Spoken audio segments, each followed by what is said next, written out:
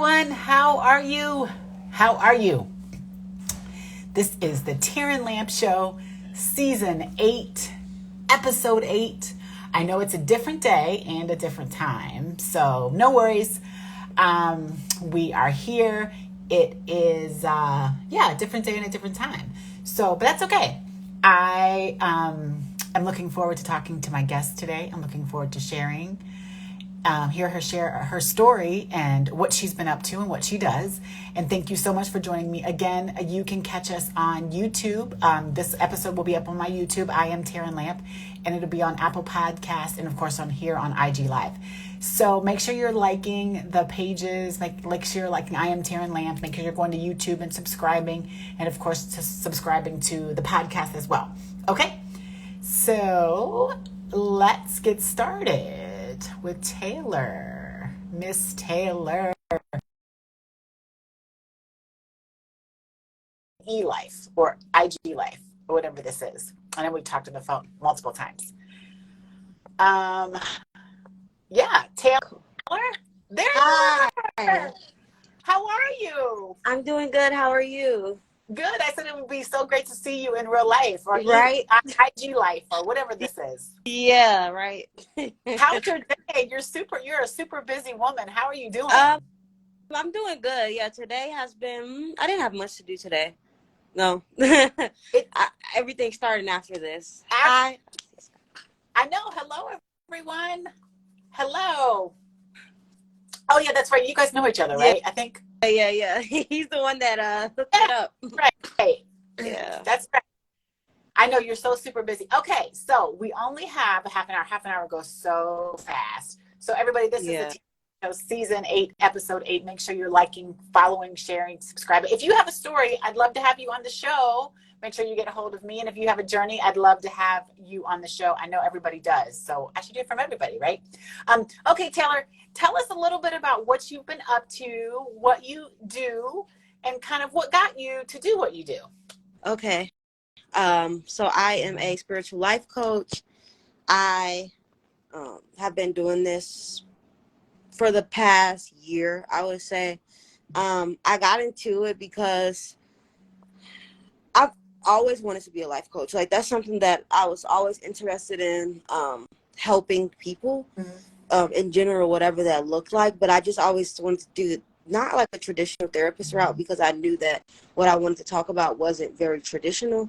And it was more so like on the esoteric realm. I've always just been interested, I would say since for the past 6 years, I've been interested in like esoteric wisdom. And I knew that that was the key that really transformed my life and the way that I engaged with everybody around me. So that's what created where I am now. Okay, so now I don't know, but I'm going to go on a limb here and say you're young. So and I'm going to say that because I'm like, wow, like I think that's amazing that it's at such a young age you've kind of figured out where your purpose lies. Yeah. Right. So I think that's cool. So what happened? Was there something that like just happened to get you there, or did you? I mean, I like that you said, because I also understand that fact of always kind of knowing what your purpose is. So I think it's cool. I also, when I was younger, knew what my purpose was as well. So I think that's super cool. And I don't know, guys, I have no idea exactly, and Taylor, you don't have to tell us exactly how old you are. I'm imagining you're younger than me, and I think it's cool when I hear young people that have already got their purpose in mind. So was there something that got you there? Was there something that, turned over that leaf for you? Or was it a gradual thing? Or did you have, a situation that happened that got you, like you said, interested? I don't think it was a situation. I just think since I was younger, I always wanted to do something to save the world. Like that was just, ever since I was little, I was always like, I want to, like, people ask me, what do you want to do? Probably when I wouldn't say like super young, but probably when I got around like high school, when they're really big on like going to school, and what do you want to do? And I said, whatever I want to do, I want to save the world. And I tell her, that's too big of a feat. Like, you can't do that. And I was like, okay, well, I don't know. That's what I want to do. But then this was also around the time when I started to have faith issues. I didn't belief in God or anything. I was Mhm. really just trying to understand. So I'm like, okay, I want to save the world because I feel like, God isn't doing a good job, right? So I'm like, it's my job. I don't know. But anyways, I started to I started to get really big into science. And then that's what, okay, I'm going to go to school for this. I'm going to, go into physics. I really, because I feel like physics explains like the natural laws of the universe. And for me, that was how I understood like a higher power. I'm like, I know something's going on, but I don't know how. Anyways, all of that to say, like around high school is when, because I started to question my faith, and then I really wanted to save the world, and that's how all of this prompted up. Because the science route actually led me down the spiritual route, because I realized that like science is just trying to understand God, in a way. So Mhm. all of that just started to tie together, and I started to study and study and study.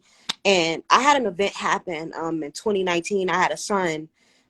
He passed away when he was 3 months.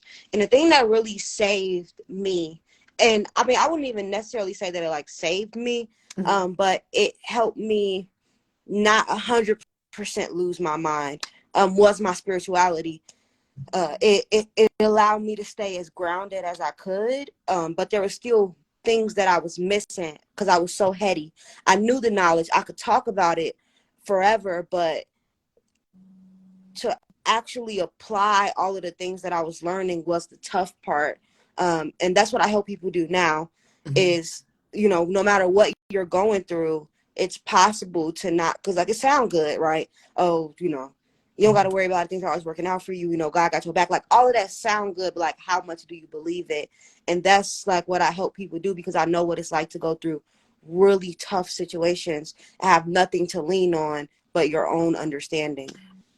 I think that's amazing. I mean, I think that is just like I said, it's just so amazing. I mean, I'm so happy to hear. I'm not happy to hear what happened, and I'm sorry for the situation. Mm-hmm.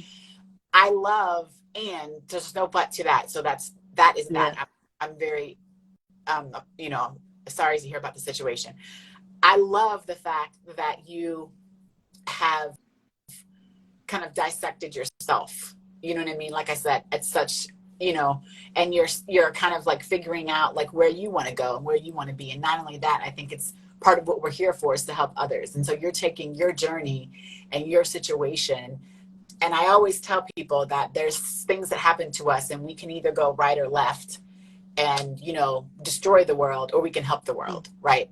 So I'm just so impressed by the fact that you've taken that path when your situation could have taken you to easily, and no one would even be not understand why. They would be like, get it, she destroyed the world, but you're taking it and it's helping the world. So I think that's amazing. Do you feel like you have a specific niche, like market? Like, do you work with women? Do you work with men? Do you work with people of different ages? Like, what demographic do you like to focus on, or would you like to focus on?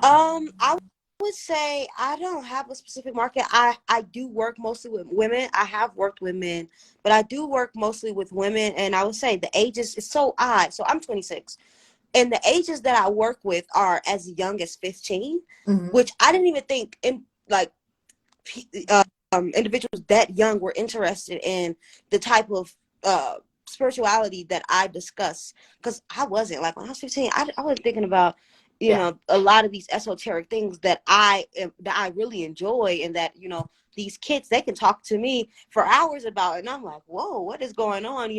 So I would say as young as 15, and even though I am going to start saying 18 and up, just for um, of course I want to help the kids, but I think they have different issues, and it's, I don't know, it's just different. I'm going to start Yeah. saying 18 and up.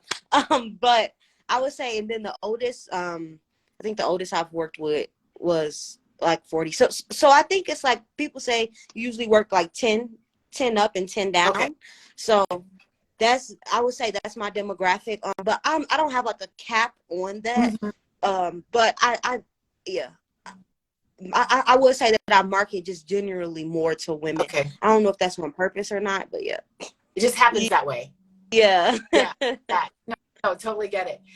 Now, what kind of obstacles have you maybe had along this journey, right? What kind of things have maybe either not gone your way, or you wish they would have gone different, or maybe there's been some that have been obstacles that you're like, when they were happening, you're like, oh, snap, this is happening, but have turned out to be, a blessing in disguise. What are some maybe obstacles or some challenges that you've had, in this journey, and maybe even just being a life coach in general? Someone is asking, what is esoteric?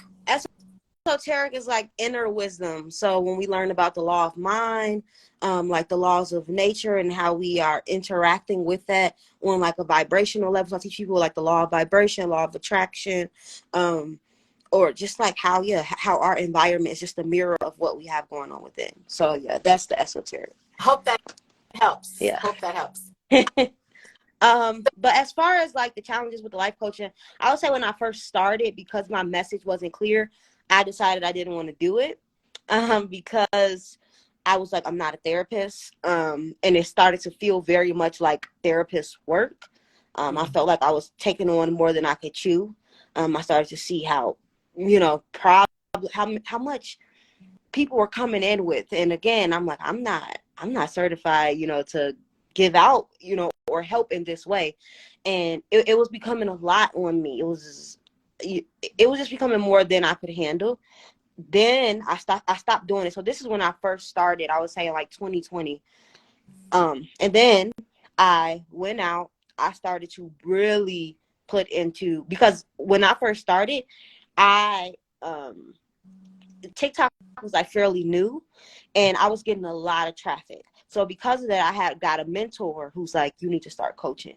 And I wasn't ready. I was just like, I have the traffic, I have the resources, but I don't have the skills. I didn't have the skill set.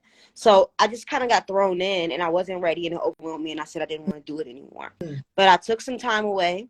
I started to build up my skill set, and I continue to build up my skill set and really apply everything that I'm teaching, not just like, oh, I'm learning something new, let me talk about it. It's like, no, this is like what I'm living and breathing. And coming back into the life coaching space from that, like, skill set, and then like actually using my tools, it's completely different. Like, because now every obstacle that comes up, I can handle it. I'm not so prone to take on everybody's energy as my own, right? I have so many tools now that I can use that makes me, the best coach, and I'm continuing to learn. So definitely that. I like that. First of all, you're welcome. Second of all, how do you not take on everybody's energy as your own? Because that's the hard one for me. Yeah, absolutely.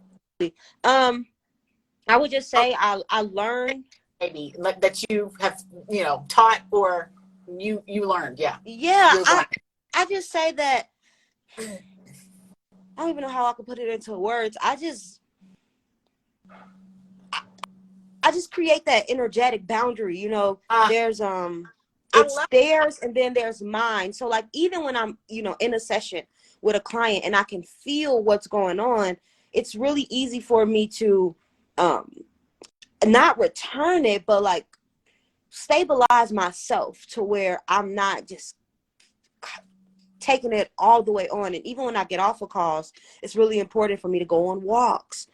Exercise is huge for me. So it's like, I have to do things to move my body to get it off of me. And then also in the process of whatever's going on, I need to be like watching, like really feeling what's going on within, and then learning how to internally like shift that stuff in real time.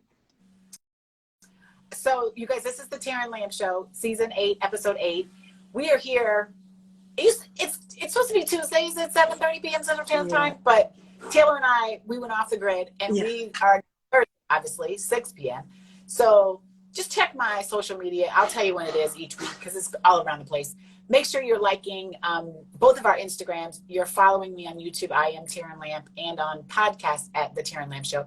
And Taylor, I'm writing down. I just wrote down to create an energetic boundary. Yeah. I really like that. I really like that. I think that's so important, and I think that I'm going to take it. Because I think that, I ask you the question, number one, how do you do that, right? And create an energy boundary is, and I like that you said you can sometimes your word was shift some things Mm-hmm. so that you don't take them on. Yeah, But absolutely. I like that. I think someone else said in the comments, that's hard, Yeah. right? That's true. So that is Oh, hard. yeah. And I'm sure it goes from circumstance to circumstance. Would you agree? Mm-hmm. Yeah, absolutely. Absolutely. Yeah, because some people, it's much, you don't deal with that. And some people, they have come in with really heavy things. And in that moment, it's really easy to take that on as you, right? You start to really feel that. And then it's just about practicing, because I find that I'll even start to switch during, because now I'm feeling it. And it's like, I don't want to. It's not like conscious. It's very unconscious, but I know that I start to um, shift towards them. And maybe I never like to feel sorry for people, right? Because um, nobody's looking for sympathy. They want compassion. And sometimes it's easy to like get into that, oh my God, poor you, poor you. And it's like, it doesn't make people feel empowered. So that's something else I have to like really watch out for, not to get into that space. And it deals with just that going within and not like taking that on. It's like, oh my God. But being able to feel it and still understand that, this is what they went through. This is not who they are. And like still empower them in that. That's took a lot of practice. I think this is good. I was actually so this is the Taryn Lamb Show. Make sure you're liking, following, sharing, subscribing, all that. If you have a story, I'd love to have you on the show too. It's interesting you said that about empowering people and not feeling sorry. Today I was having a discussion and someone said, so it was about people with heart disease, and I have heart disease. And someone said, people suffering from heart disease. And I said, well, why does it have to be we're suffering? Mm-hmm. Why can't it be we're just living or maybe even impacted by? Why is it that we have to say suffering? And we didn't. And in that circumstance, we changed that verbiage. But I think it's interesting because lots of times we go to that, right? You're suffering, we're thriving, we're existing, we're still here. You know what I mean? So Absolutely. something a little bit more positive than suffering. Yeah. It feels draining a bit. Not a coach, but I tried. You're talking about the energy shift or what did I say, creating boundary? Yeah, I feel like that. Well, I don't know. I don't know if that's what you're talking about or not. Yeah. So maybe talking about the when you say it feels draining a bit, are you talking about the creating an energy boundary? I feel like that would be freeing a little bit. Yeah. Oh yeah, absolutely. So I'm not sure if I'm. It's definitely not draining. Yeah, maybe they're talking about just the whole process in general and learning it, and I can see that because it is draining. But I feel like if there's something you really want to do, you'll continue to sharpen that like any other skill. You'll continue to sharpen that skill. So, question, maybe you can help. My mom is sick, but I don't know how to get help. I think that's something, maybe you guys can connect. I don't know. How do you, while trying to get help? My mom is sick, but I don't know. If you have a question specifically, maybe for Taylor, maybe I don't know if you're open to getting communication, or if you want to write the question in the chat, and maybe Taylor can contact you afterwards. I don't know. Yeah, I'll definitely add you, and we can. They definitely have an interesting handle, so yeah. I'm gonna go with that. They do. So yeah, there's that. But I think it's interesting. I do think to their point, it can be draining, right? And if you don't shift or have an interesting way to shift, it can drain you. Yeah. But I actually feel it to be freeing at the same time. So I think that's, I guess depending on the situation and depending on how you're reacting to it. So yeah, we talked about boundaries. Is there anything that you would tell like people who are maybe interested in your work or how to even maybe do it for themselves? Not necessarily be a life coach, but get this. I like this energy shift thing. I'm going to stick with that. Some steps maybe that they can take to learn how to get here, to learn how to create this energy boundary. Yeah, absolutely. First it's important to like learn like really what we're feeling and where it's located. Because a lot of times people are uncomfortable, they just point like to their chest, right? They just automatically assume that Yeah. that's where the uncomfortability is. But if you, I like to sit like whenever I'm uncomfortable, not whenever, let me not say that, but I do make it a habit to, when I'm uncomfortable, to sit in it as long as I can, and then to find exactly where it's located in my body, and to give it a shape, to give it a color, so I can make it not what I am, but what I'm feeling, and to like personify it in a way. And in that, it becomes much easier to like, like, okay, I'm feeling it, it's here, and I can see it, and I can visualize it. I'm gonna put it on over on this side. I'm gonna put it over on this side. And when you can get that connected with your own body, it's much easier to, when you're around other people, to feel that shift. And then it's like, oh, something's off, and then now you can go straight into the body and go straight into that practice. And it also really helps with intuition, with feeling your intuition as well, because you're going to start to trust what you're feeling. It's just really about building this trusting relationship with your Now, body. you said something, you said it was basically, it's not what I am, it's just what I'm feeling. Yeah, absolutely. Absolutely. I like that too, Yeah. because it's like we put those, we do put it on us. That's us, right? Like Yeah. we are not, we're not smart, we're ugly, we're all. Mm-hmm. So Yep. I think it's real important that you pointed out that it's not us, it's just what we're feeling. Yeah. And you can take it outside of your body, if you will, Yeah. and say, I'm going to put that thought or that whatever it is over here. Yeah. And I put that on to be like, this is me, because Mm-hmm. not these things I'm feeling at the moment, especially the negative things, if you will. Yeah. Yeah, absolutely. Um, And then I also feel like that helps us to look, it goes into, I'm really big with compassion. Like when we can start to talk to ourselves like that, it's easier to do that to others too, right? So when a person's being, rude, inconsiderate, right? They're not that. They're just, that's just a characteristic that's taking place right now. Or maybe let's go into what they may be feeling that's producing them to act like that. I just try not to characterize others as well, and it can make me see them for more like me, right? I wouldn't want anybody to characterize me because I'm having a bad day, or because I'm feeling off. This is just how I'm feeling, and it may show up in this way, and maybe I don't know how to train it to deal with my emotions. I don't know how to emotionally regulate. So this really helps me have compassion for others as well. yeah, that one too. Whoever said that was hard for that, now that is hard, because Yeah. I can have compassion for me, but I don't know. I, they're rude and they're mean and they're traffic crazy. Yeah. What's going on? So I think that's hard to do that. I mean, I can put my own feelings. Everyone is resonating so well. So it sounds like, you're hitting some spots there, Taylor. I just think that, yeah, like, yeah, I have come, oh, Taryn, you're not that. But that other person is a jerk. You know what I mean? Like, that dude that coming off traffic is a jerk. Yeah. Especially what you said, Taylor, about having compassion for others, the same way I have compassion for myself. So yeah, I mean, I feel like I don't know about this person that's talking in the comments, so you can share with me what you're thinking, but I think I can have good compassion for me, but Yeah. other people. But I like the part where you say, even if they're being rude, Yeah. oh, they're not rude. It's just how they're having a bad day. No, Yeah. they're rude. So I gotta practice that.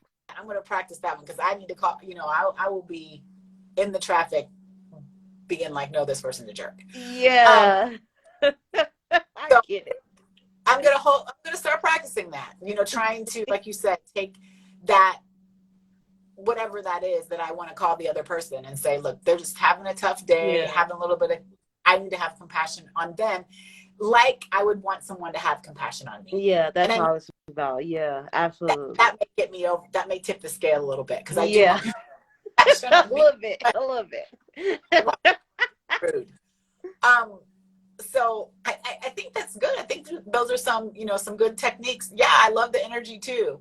I I think those are some good things to think about. I like, force I've already written down. That's going to be my thing. Create an energy boundary. I like being able to shift like my emotions. And I like the fact to be able to kind of like set my emotions aside and kind of silo them in different space and not put them on like Taryn, not put them on who I am, especially when there are these negative things that I want to self-talk myself all day.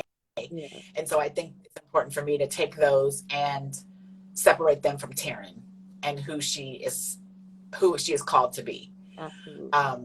Because I do believe that I have a purpose. And I tell everyone this story that when I was younger, I have these report cards that I got in trouble for talking all the time. And now I get paid to talk. So it's the job is talking, and I do well talking. Yeah. So I think, again, people used to tell me, oh, you talk too much. And now that talking has turned into money. Yeah. I have to practice positive mindset more and dual a reality. Right. I think that's what I was saying, right? Like keeping these things separate. Yeah. So Taylor, now practicing this positive mindset, if we can get it right 80% of the time, are we good? How yeah. I would say if we can get it right 51% of the time, then we're good. 50. Like as long as I would say just for our own mental health, it's better to do it like not so, I mean, of course for the world, but I think that comes afterwards, but for ourselves to make our own lives a little bit more comfortable. So I say if you just like you said, tip the scale a little bit. So even if it's only 51% better, and I think once we start to feel the effects of what that feels like, then we'll start to put that percent up. So like, we're not going to be perfect. We are very conditioned by like our environment, who raised us and things like that. They're going to come out of us a lot. And like, as long as we can have compassion for ourselves, and this is another thing that I always say, like, it's not about how I react, it's about how I respond to how I reacted. Because sometimes I react and it's like not me. It's like, I know for a fact this is my mom or this is my dad or whatever, right? Because this is just very conditional for me. But if I go back and I say, oh, I shouldn't respond like that, blah, blah, blah, that's what I have to work on, not the initial response. Because if I can just say, I could have did that a little bit better and I let it go, it's much easier for me to like do better next time, because I'm not shaming myself. Because shame only produces more of the same behavior, in my opinion. So, okay, wait, go back, because I need that to stick. Okay. It's not the reaction, it's the response to the reaction. Yeah, absolutely. Yeah. So give me that example again. So if someone cuts me off and I'm like, F you or whatever, right? And then later I say, oh, I should have responded differently. Like as you start to practice this like positive mindset more, and you like, that wasn't the way to respond, and then you start beating yourself up for not responding in a way. Or even for like, this is really good with parents. You yell at your kids or you yell at anyone. Oh, I shouldn't have responded that way. I'm a bad person and I'm bad. Like how you respond is, of course we want to work on that, but it's more important than what you say afterwards. So if you say, oh, I responded that way, but I know like next time I can respond in a different way, not to shame yourself, if that makes sense. Yeah. Okay. Because I work with that saying, that person's a jerk, and then you're like, oh my gosh, I feel so bad for saying that person's a jerk. You can't really do anything about it. So you just need to, you said it, move on, do better. You know what I mean? Just let it go. Face of I'm a bad human because I did X, Y, and Z. So someone says, love the conversation. I needed this today. Tip the scale 51%. Wow, 51%. I think 51%. That's good. Like that's what I thought too, but I get it. You need to tip the scale. You need to be majority on the positive mindset thing, because you cannot stay there. I mean, no. Well, that would be great if you could, I think. But I mean, it would be. I don't know though. I think we have that little negativity so we can appreciate the positive. That's how I like to look at it. It's like, oh, all of this bad stuff happened, but it allows me to like really appreciate the good stuff. So like we need that stuff. I know we need to call some people jerks every now and then. There you go. Oh, I'm just kidding. Okay, so you guys, this is the Taryn Show, season 8, episode 8. Beyond Taylor and I are talking about life coaching, but most specifically, she's giving us some good tips and tricks to kind of help us stay focused on that positive mindset. And some things I wrote down from our conversation today are create an energy boundary, make sure we're shifting some things inside of us to create that energy boundary. And then, if we can just tip that scale 51% of the time and be positive and be on that positive mindset, we're on a roll. So we are at 6:30. I know it came so fast. Guys, again, I usually am on Tuesdays at 7:30 p.m. Central Standard Time, but I'm all over the map right now. So you just have to check my Instagram for when we'll be back with our next guest. And I'm going to start doing some solo ones too, where we just come on and talk about certain topics. So, and then I'm going to start doing some YouTube broadcasting as well. So Taylor, we are at 6:30, and I asked everybody the last question, and I'm the cat lady. I know everybody's going to judge me for all the cats, but that's a whole different story. Mm-hmm. And so they always talk about curiosity and the cat. So what are you curious about? Ooh. That's the last question every guest. Okay. I guess I'm really just curious about what's going to happen going forward with all this AI stuff. Oh yeah, me too. Yeah. So, yeah. I don't know. I don't know. It's a double-edged sword for me. The jury's still out. Me too. So I'm really curious to see where we're going to be in the next 5 to 10 years. The next 5 or 10 minutes, because it's going to pop up on our phone. It is moving so fast. As soon as we hang up, it's going to be something we talked about. Yeah. Okay, guys, make sure you are going to Beyond Taylor, liking her Instagram, making sure you are, is it called following? Yeah, that's what Instagram's called. Following her Instagram. Follow myself too. I am Taryn Lamp, and check out all of our mediums. Instagram, I am YouTube, I am Taryn Lamp, and the Taryn Lamp podcast. And so this interview will be on all of those platforms. And if you have a story or a journey, or if you know someone who has a story or journey, I would love to have them on the show. This episode and this show is about positivity, and it's about love, and it's about sharing stories of people just like Taylor. No stories too big, no stories too small. I started this show during COVID, just thinking I would just have people on and randomly talk to them. And I'm 3 years in, and we are meeting amazing people like Taylor. So please make sure that you are getting a hold of me if you would like to be on the show. I would love to have you. And we are 2 minutes over, so I'm signing off. Taylor, I know you have a busy night too, so I want to let you get to your night. But be good to yourself and each other, guys. And I'll see you next time. Be good to All right, thank you. Bye. Have a good day. Bye. Bye-bye.